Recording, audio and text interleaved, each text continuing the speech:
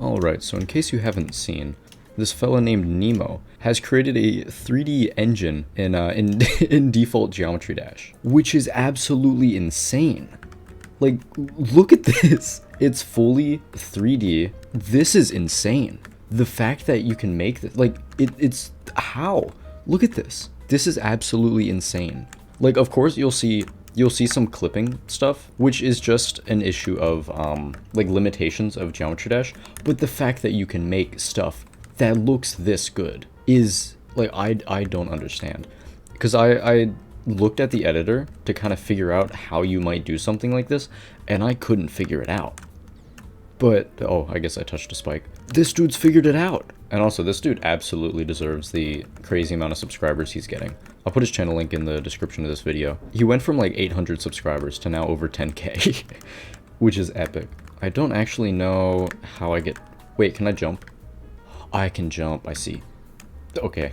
It's only a matter of time now until someone creates like full like Doom.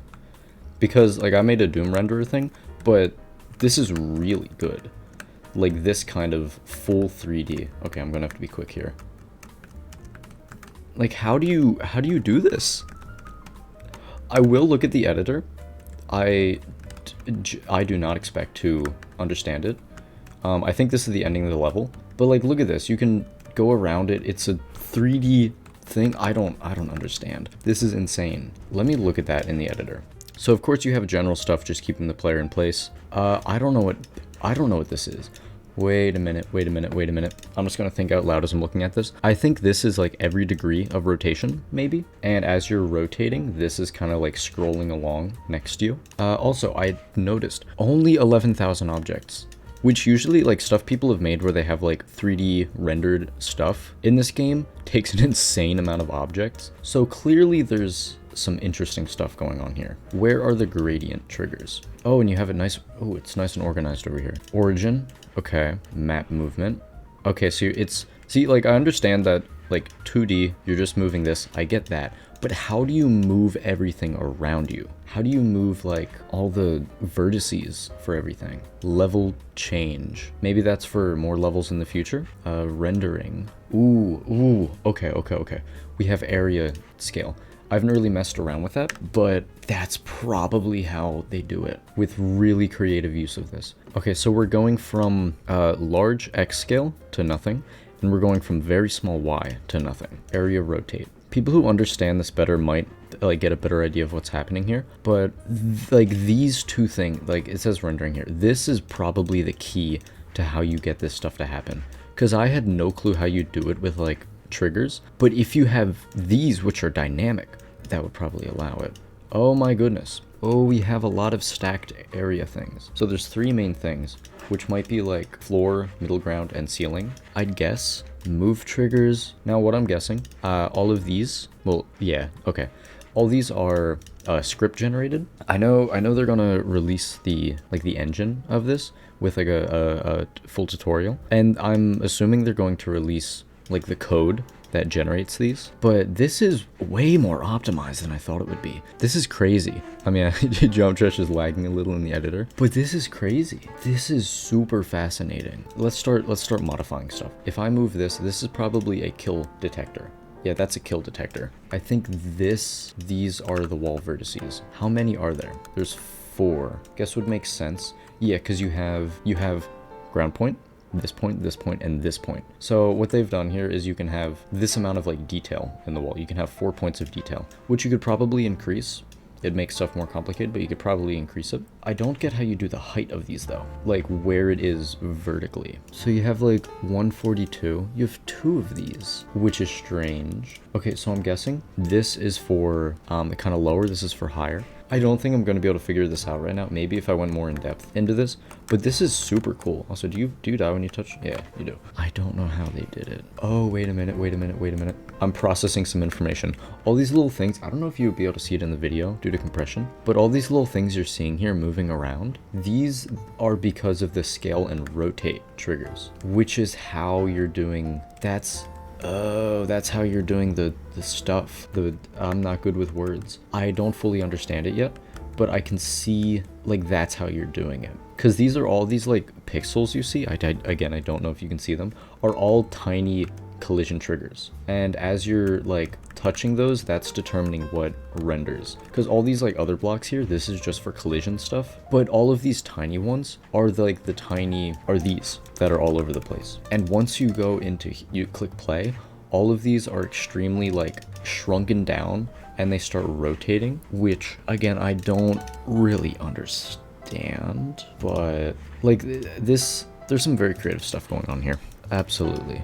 If I had to guess, for each of these points, you have like these move things and these scale things, which would explain why just straight up copying these did not work, because there's more to it than that. Again, like I don't fully understand what's going on here, but it's a lot simpler than I thought it would be. Like this is very efficient.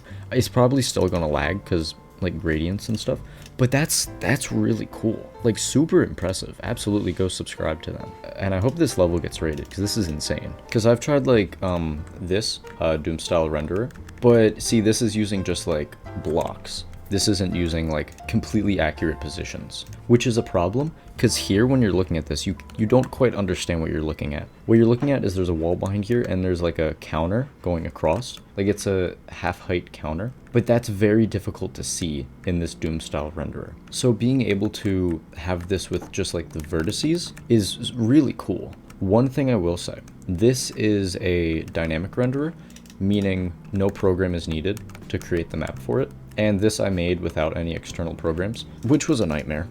Making all these by hand, nightmare. But that means you can just make your map out of collision blocks. But it is, honestly, it is nowhere as cool as this. This is so smooth. You can perfectly like set the location of these blocks. This is just so cool. I can't wait to see what people make with this. If the engine is easy enough to understand, I might try recreating some basic Doom stuff with it, but I don't know. I'm pretty busy with college, so I haven't been able to do a whole lot in the game recently. I guess I could just show some random stuff. This was me absolutely destroying the triggers. You have this. I'm trying to figure out how to do the like walking for like a limbo type character. So you can see just like the basics of that. You have this, I thought was interesting. You can actually push this cube around. It's like basic physics on the cube, but you can only see through this like inverted like view thing. Oh, also this I thought would be interesting, which is like a very peaceful looking level, but then it just like becomes some like awful horror level. Also, I kind of want to make some videos where it's like, no way, secret thing in here if you jump right at the right moment and go inside of here. And this would be like a hidden lab in here. You go in the teleporter. Oh, yeah. This has the dash spider part in it. That's so bad. Also, this level where I tried to make absolutely horrendous gameplay, which is just terrible. If you know the game Far Lone Sails, I wanted to try to like think of how I could make a thing like that. So this would be a massive vehicle that you walk around as this little guy. You like control it and it moves around. You go and collect like resources, bring them back into your vehicle to power it. Also, like this, I was trying to think if I could make like some weird kind of like story-based thing. You're continuously looping because you only have a couple of minutes to survive.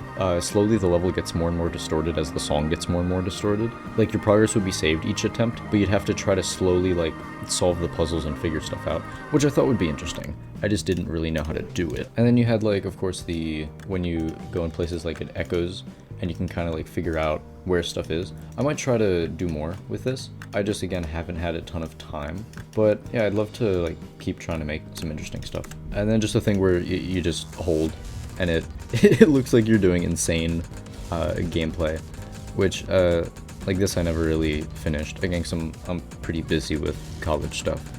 But here's the latest version of this. I wanted to make it so the gameplay just keeps getting more and more absurd. Also, I really want to continue this. Like, I really want to finish this. But I just haven't had, like, enough time for it. I'm trying to think of interesting, like, level designs. So I just have a ton of, like, these sitting around. Same thing with the dash, the Jump King thing. Thanks for watching this random video. I want to test something. There's a thing where, like, the buttons on the bottom of YouTube light up. I don't know if my channel has that. I'd want to see. So if I say like, smash the like button, subscribe, do they light up? This is just for me. I just want to see if that works. Anyways, this is the first time I've opened Geometry Dash in like a week or two. So, all right, yeah, have a great day or night or whatever. See ya.